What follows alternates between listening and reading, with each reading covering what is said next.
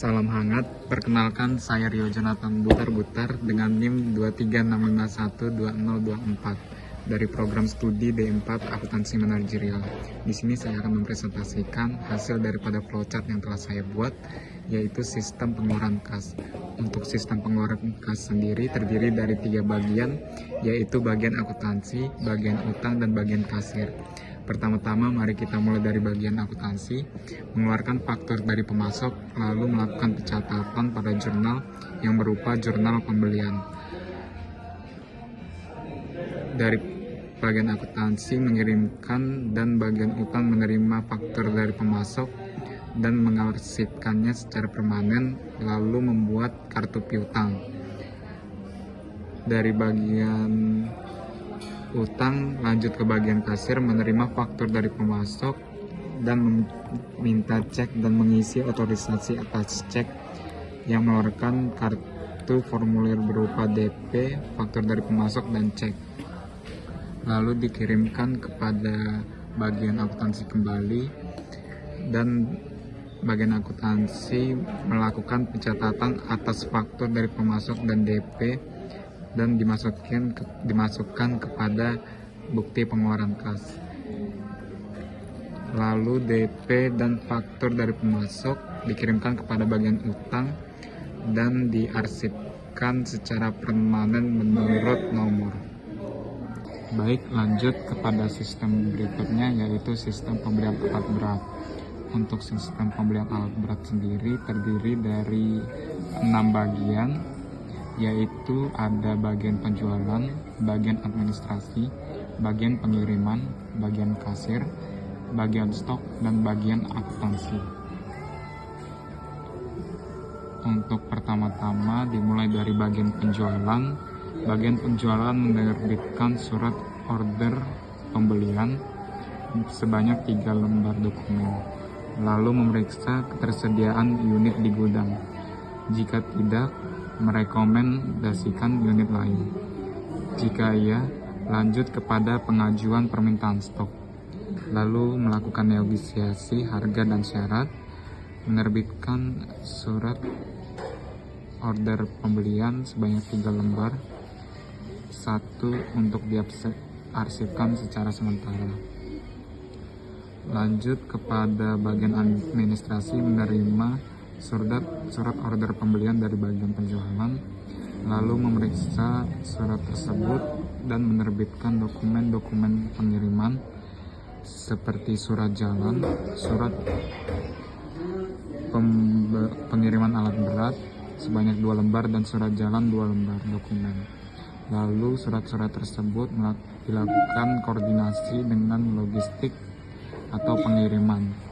Setelah itu masuk kepada dokumen-dokumen yang telah dibuat seperti surat jalan dan surat pengiriman alat berat, dikirimkan kepada bagian pengiriman. Bagian pengiriman menerima surat jalan, surat pengiriman alat berat, dan surat order pembelian, lalu mengikuti beberapa proses seperti menyiapkan transportasi dan driver, berangkat ke alamatnya sesuai dengan surat jalan, lalu berangkat ke alamat yang sesuai dengan surat jalan, lalu tiba di lokasi dan menerbitkan surat terima alat berat sebanyak 3 lembar dokumen dan surat pengiriman alat berat beserta SOP diarsipkan secara sementara.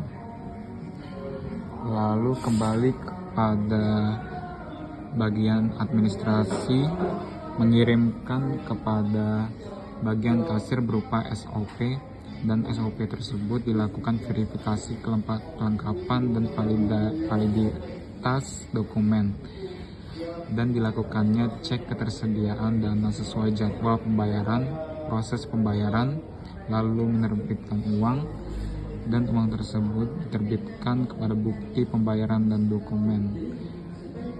Lalu akan menerbitkan kembali dokumen atau formulir berupa kwitansi, bukti pembayaran, dan SOP.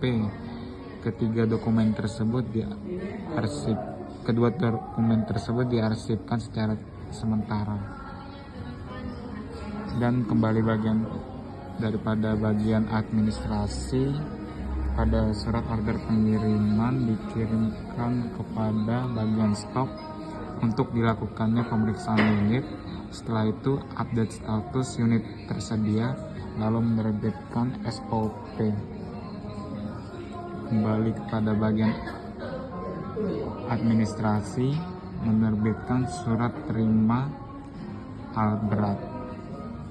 Yang satu dokumen diarsipkan secara sementara, lalu dokumen lainnya dikirimkan kepada bagian kasir, lalu bagian kasir menerima dan dokumen tersebut diarsipkan secara sementara.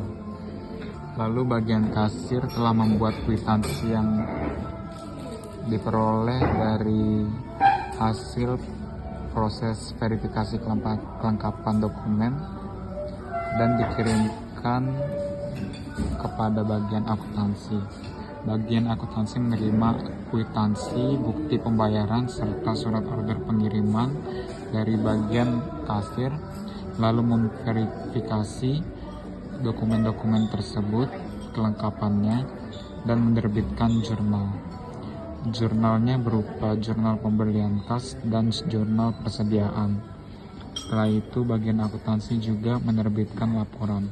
Laporan tersebut seperti laporan keuangan, laporan pembelian, jurnal pembelian kas, dan jurnal persediaan.